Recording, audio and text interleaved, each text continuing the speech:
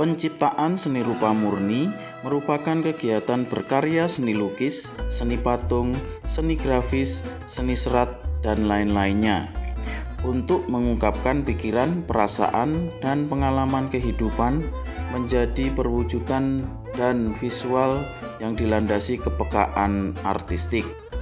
Kepekaan artistik berarti memerlukan kemampuan mengelola elemen-elemen visual untuk mewujudkan gagasan menjadi karya nyata. Mari kita mencermati aspek-aspek yang perlu kita ketahui. Untuk menghasilkan karya seni rupa murni, aspek pertama yang kita butuhkan adalah konseptual. Hal ini berhubungan dengan penemuan sumber inspirasi. Titik tolak penciptaan karya seni rupa murni merupakan penemuan gagasan. Kita harus memiliki gagasan yang jelas dalam mengekspresikan pengalaman artistik yang bisa didapatkan dari realitas internal, perambahan kehidupan spiritual kita sendiri. Misalnya harapan, cita-cita, emosi, nalar, intuisi, gairah, kepribadian, dan pengalaman-pengalaman kejiwaan lainnya yang kadangkala belum teridentifikasi dengan bahasa. Kemudian berasal dari realitas eksternal, yaitu hubungan pribadi kita dengan Tuhan, dengan tema religius tentunya, hubungan pribadi kita dengan sesama, hubungan pribadi kita dengan alam, dan lain sebagainya. Berikutnya adalah penetapan interest seni. Dalam aktivitas penciptaan, kita harus dapat menentukan interest seni kita sendiri, sehingga dapat berkreasi secara optimal. Terdapat 3 interest seni, yaitu interest pragmatis, menempatkan seni sebagai instrumen pencapaian tujuan tertentu, misalnya tujuan nasional, moral, politik, dakwah, dan lain-lain. Interest reflektif, menempatkan seni sebagai pencerminan realitas aktual, fakta dan kenyataan kehidupan. Dan realitas khayali, yaitu realitas yang kita bayangkan sebagai sesuatu yang ideal. Interest estetis merupakan melepaskan seni dari nilai-nilai pragmatis dan instrumentalis, mengeksplorasi nilai-nilai estetik secara mandiri. Istilahnya adalah seni untuk seni. Berikutnya adalah penetapan interest bentuk. Untuk mengekspresikan penghayatan nilai-nilai internal dan eksternal tersebut dengan tuntas, kita perlu mempertimbangkan kecenderungan umum, minat, dan selera seni kita sendiri. Kecenderungan bentuk seni yang bisa kita pilih adalah bentuk figuratif, yakni karya seni rupa yang menggambarkan figur yang kita kenal sebagai objek alami, manusia, hewan, tumbuhan, gunung, laut, dan lain sebagainya yang digambarkan dengan cara meniru rupa dan warna benda-benda tersebut. Lalu bentuk semi figuratif, yakni karya seni rupa yang setengah figuratif, masih menggambarkan figur atau kenyataan alami, namun bentuk dan warnanya telah mengalami distorsi, deformasi, stilasi oleh perupa. Jadi bentuk tidak meniru rupa sesungguhnya, namun dirubah untuk kepentingan pemaknaan.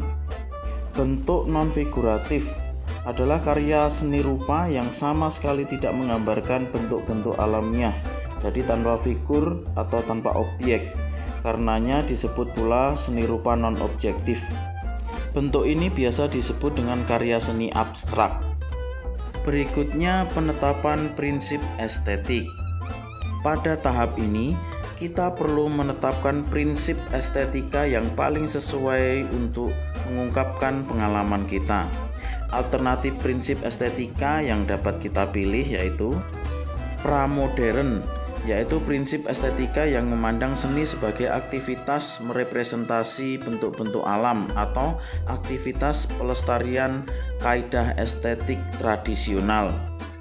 Modern, yaitu prinsip estetika yang memandang seni sebagai aktivitas kreatif yang mengutamakan aspek penemuan, orisinalitas, dan gaya pribadi atau personality. Postmodern, yaitu prinsip estetika yang memandang seni sebagai aktivitas permainan tanda yang hiperreal dan ironik. sifatnya eklektik, yaitu meminjam dan memadu gaya seni lama dan menyajikannya sebagai pencerminan budaya konsumerisme masa kini. Selanjutnya kita akan mencermati aspek visualnya. Yang pertama adalah struktur visual. Untuk mewujudkan aspek konseptual menjadi karya visual, perlu ditegaskan lebih spesifik dalam subject matter, masalah pokok atau tema seni yang akan diciptakan. Yang kedua adalah komposisi. Hasil seleksi unsur-unsur rupa dikelola, ditata dengan prinsip tertentu, baik terhadap setiap unsur secara tersendiri maupun dalam hubungannya dengan bentuk atau warna, dengan memperhatikan 4 prinsip pokok komposisi, yaitu proporsi, keseimbangan, irama, dan kesatuan, untuk memperlihatkan karakteristik keunikan pribadi kita. Yang ketiga adalah gaya pribadi. Dalam penciptaan karya seni murni, karakteristik atau ciri khas seseorang perupa merupakan faktor bawaan yang menandai sifat unik karya yang diciptakannya.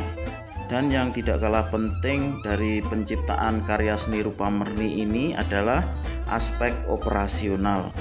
Terdapat 3 tahap yang perlu kita lakukan, yaitu tahap persiapan berkaitan dengan pengadaan dan pengolahan bahan utama, bahan pendukung, dan pengadaan peralatan. Kemudian tahap pelaksanaan berkenaan dengan pengalaman artistik, aktivitas proses kreasi dari awal hingga selesai. Dan tahap akhir, karya seni rupa yang sudah diciptakan masih membutuhkan tindakan-tindakan khusus supaya siap dipamerkan. Jenis karya seni rupa tertentu memerlukan pembersihan menyeluruh, lapisan pengawet atau lembaran kaca dan bingkai. Jenis lain membutuhkan kemasan, dan semuanya harus digarap dengan baik sampai sebuah karya seni dapat dikatakan siap untuk dipajang. Penciptaan karya seni lukis menuntut pengetahuan dan spesialisasi keahlian sebagai fondasi untuk proses kreatif yang akan dilakukan. Oleh sebab itu, mari kita sekilas mengingat kembali pengertian dasar dari seni lukis itu sendiri. Pertama, kita perlu mengetahui ruang lingkup dari seni lukis ini. Banyak sekali definisi pengertian tentang seni lukis ini, namun tak satu pun definisi yang dapat memuaskan semua orang. Senyatanya, seni lukis itu memiliki keberagaman dan memiliki banyak aliran yang satu sama lain di samping mempunyai persamaan, juga sering terjadi pertentangan secara diametral. Maka dari itu, di sini kita pilih beberapa definisi yang sekiranya relevan dengan apa yang akan kita pelajari. Secara teknis, lukisan adalah pembubuhan pigmen atau warna dengan bahan pelarut di atas permukaan bidang dasar, seperti pada kanvas, panel untuk menghasilkan sensasi atau ilusi ruang, gerak, tekstur untuk mengekspresikan berbagai makna atau nilai subjektif, baik yang sifatnya intelektual, emosi, simbolik, religius, dan sebagainya. Herbert mengatakan, seni lukis merupakan penggunaan garis, warna, tekstur, ruang, dan bentuk shape pada suatu permukaan yang bertujuan menciptakan berbagai image. Image tersebut bisa merupakan pengekspresian ide-ide, emosi, dan pengalaman-pengalaman yang dibentuk sedemikian rupa sehingga mencapai harmoni. Menurut Edmund, pengekspresian itu menggunakan unsur-unsur visual yang terdiri dari garis, warna, bentuk, tekstur, dan ruang gelap terang. Kemudian organisasi dari unsur-unsur tersebut yang meliputi kesatuan, keseimbangan, irama, dan perbandingan ukuran. Suwaryono mengemukakan bahwa seni lukis memiliki 2 faktor, yaitu faktor idioplastis, merupakan ide, pendapat, pengalaman, emosi, fantasi, dan sebagainya. Faktor ini lebih bersifat rohaniah yang mendasari penciptaan seni lukis. Kemudian faktor fisioplastis yang meliputi hal-hal yang menyangkut masalah teknis, termasuk organisasi elemen-elemen visual, yaitu garis, warna, tekstur, ruang, bentuk, dengan prinsip-prinsipnya. Faktor ini lebih bersifat fisik dalam arti seni lukisnya itu sendiri. Seni lukis senyatanya mencakup ruang lingkup yang lebih luas dari sebuah definisi. Sebab seni lukis juga mengenal istilah lukisan dinding, lukisan miniatur, lukisan potri, lukisan manuskrip, lukisan jambangan, lukisan mosaik, lukisan potret, lukisan kaca, lukisan enamel, lukisan teknologis yang dibuat dengan menggunakan media elektronik seperti komputer, dan masih banyak lagi perkembangan yang terjadi di seni lukis ini. Baik, demikian pembahasan kita tentang mencipta karya seni murni. Apa yang telah kita cermati dan pahami ini tadi tidaklah mungkin akan bermanfaat atau akan sia-sia saja bila tidak diikuti dengan tindakan yang nyata, yaitu praktek menciptakan karya seni itu sendiri. Semoga dari pemaparan ini dapat menjadi penyemangat kita dalam memulai berkarya di bidang karya seni murni. Tetap semangat untuk mengekspresikan diri.